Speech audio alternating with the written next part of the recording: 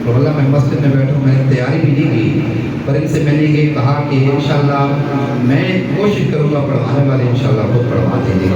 बस आप मोहब्बत से, इसी तरह मोहब्बत से सुनना है। देखें, इनको फ़कत यह है कि मेरा ये कलाम पढ़ा जाए, हुजूर की बारगाह में भी मेरी हाज़िरी लग जाए और आप हज़रात की कलाम सुनाएं, इनकी फ़कत यही सोच है। तो मोहब्बत से दूर पाक पढ़िए, सल्लल्लाहु अलैहि